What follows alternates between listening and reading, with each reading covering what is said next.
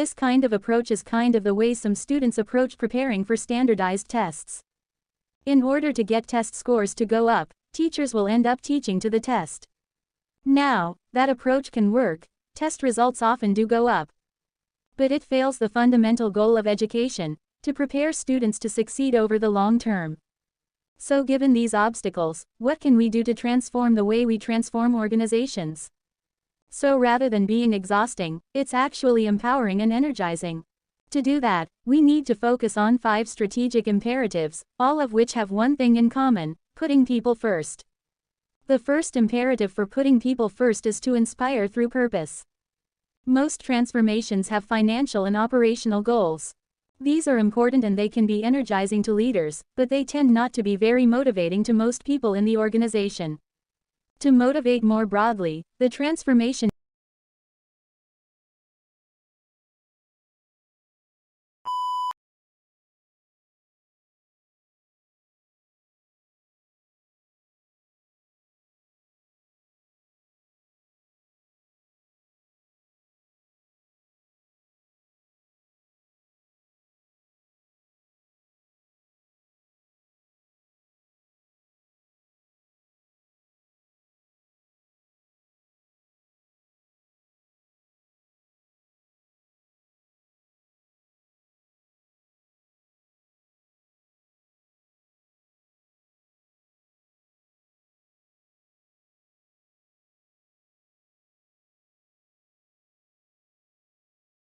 Now, why are companies embracing the re-entry internship? Because the internship allows the employer to base their hiring decision on an actual work sample instead of a series of interviews, and the employer does not have to make that permanent hiring decision until the internship period is over. This testing out period removes the perceived risk that some managers attach to hiring relaunchers, and they are attracting excellent candidates who are turning into great hires. Think about how far we have come. Before this, most employers were not interested in engaging with relaunchers at all. But now, not only are programs being developed specifically with relaunchers in mind, but you can't even apply for these programs unless you have a gap on your resume. This is the mark of real change, of true institutional shift, because if we can solve this problem for relaunchers, we can solve it for other career transitioners too. In fact, an employer just told me that their Veterans Return to Work program is based on their re-entry internship program.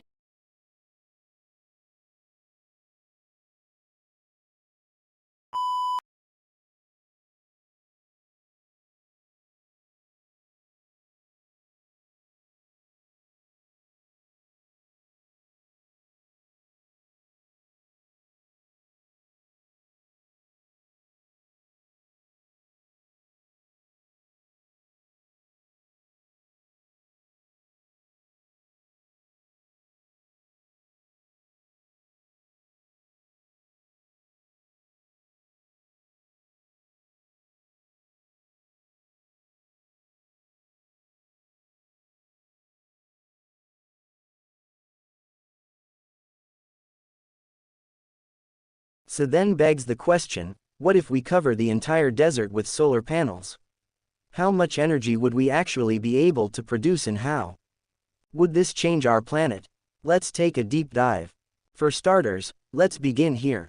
This is the Where's That solar power station in Morocco, the world's largest concentrated solar power plant currently in existence, in a marvel of modern engineering.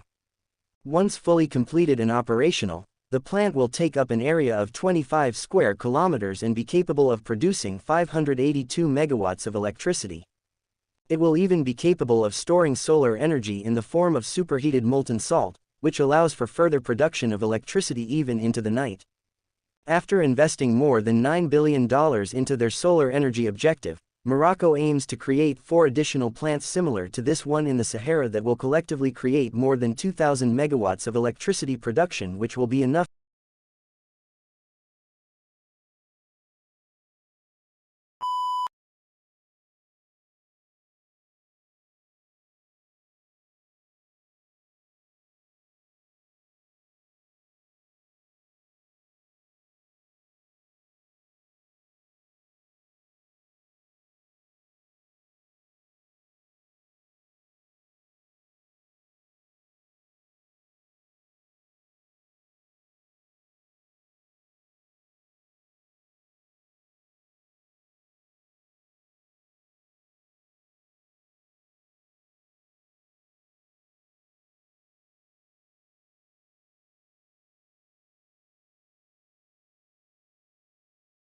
An ant is pretty stupid. It doesn't have much of a brain, no will, no plan, and yet, many ants together are smart. An ant colony can construct complex structures. Some colonies keep farms of fungi, others take care of cattle. They can wage war or defend themselves. How is this possible? How can a bunch of stupid things do smart things together? This phenomenon is called emergence, and it's one of the most fascinating and mysterious features of our universe. In a nutshell, it describes small things forming bigger things that have different properties than the sum of their parts. Emergence is complexity arising from simplicity, and emergence is everywhere. Water has vastly different properties to the molecules that make it up, like the concept of wetness. Take wet fabric. If you zoom in far enough, there is no wetness. There are just molecules sitting in the spaces between the atoms of the cloth. Wetness is an emerging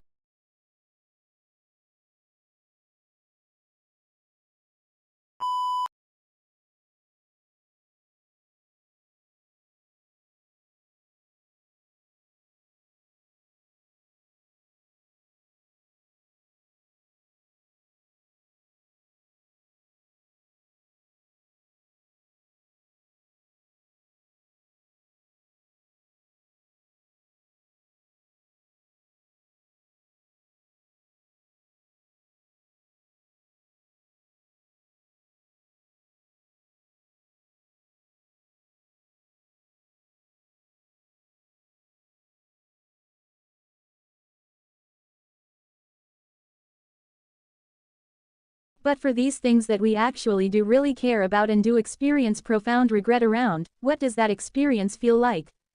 We all know the short answer. It feels terrible. Regret feels awful. But it turns out that regret feels awful in 4 very specific and consistent ways. So, the first consistent component of regret is basically denial. When I went home that night after getting my tattoo, I basically stayed up all night. And for the first several hours, there was exactly one thought in my head. And the thought was, make it go away. This is an unbelievably primitive emotional response. It's right up there with, I want my mommy. We're not trying to solve the problem. We're not trying to understand how the problem came about. We just want it to vanish. The second characteristic component of regret is a sense of bewilderment. So, the other thing thought about there in my bedroom that night was, how could have done that?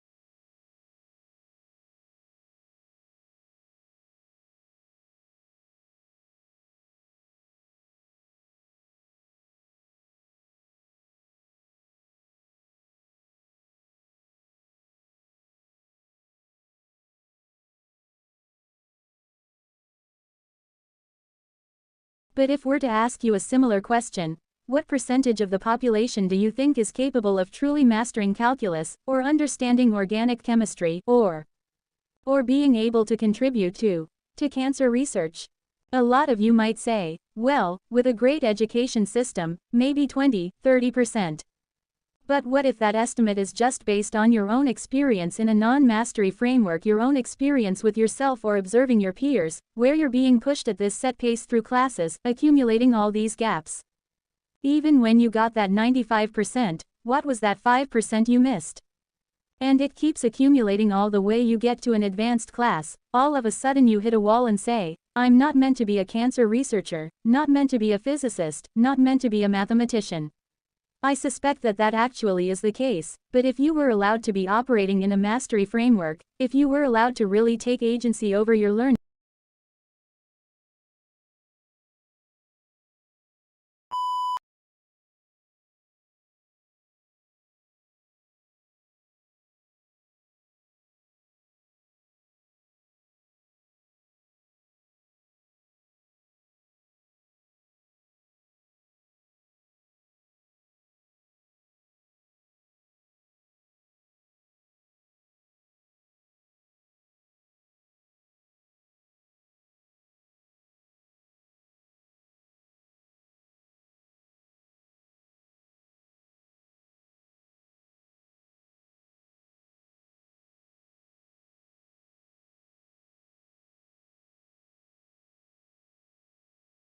As a speech-language pathologist and as a multilingual mother of bilingual children, I am finding myself shocked and confused at the number of parents I run into who have chosen not to speak their native language to their children for various reasons, or who have been persuaded to believe that speaking their native language to their children will hurt them socially or academically if the primary language of the community is different.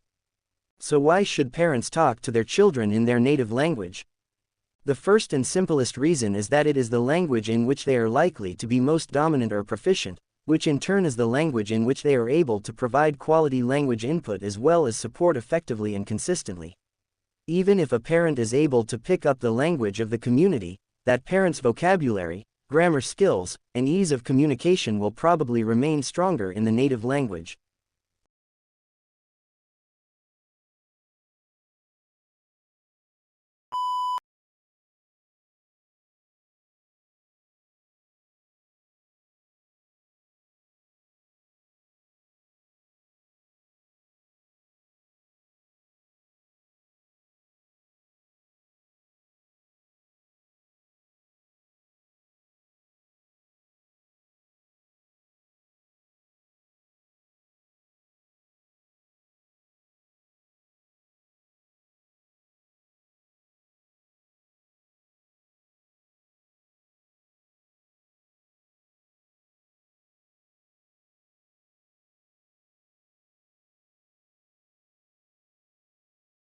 You could argue this kind of digital detox would be beneficial.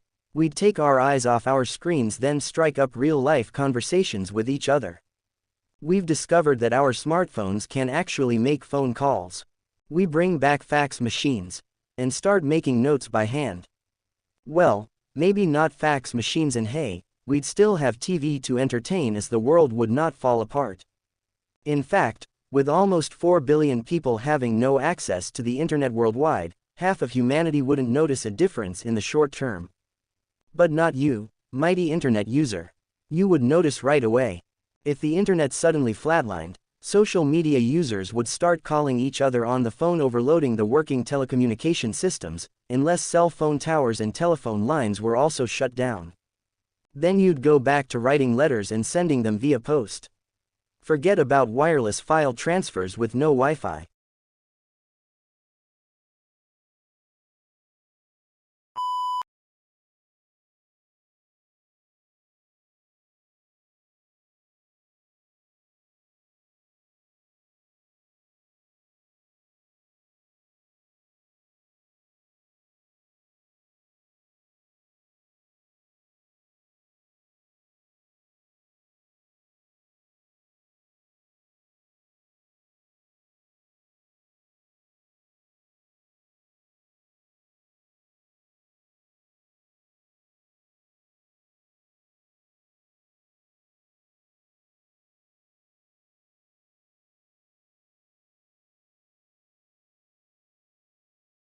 Sometimes ignorance is preferable to the detailed truth.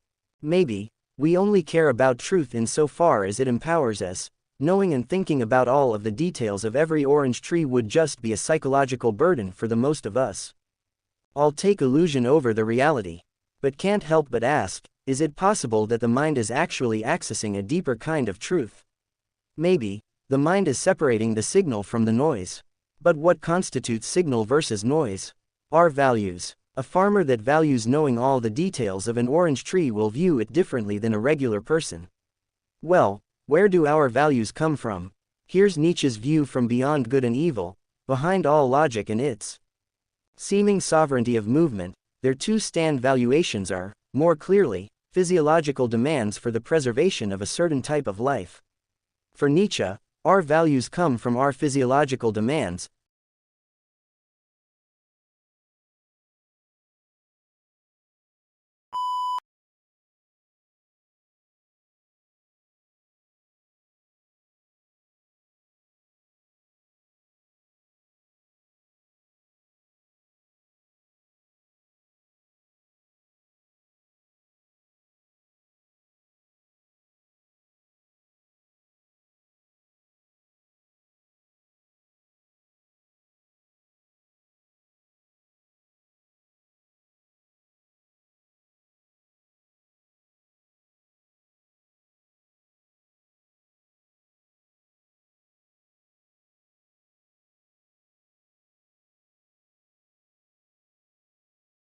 I understand your professor has been discussing several Eastern Woodland Indian tribes in your study of Native American cultures.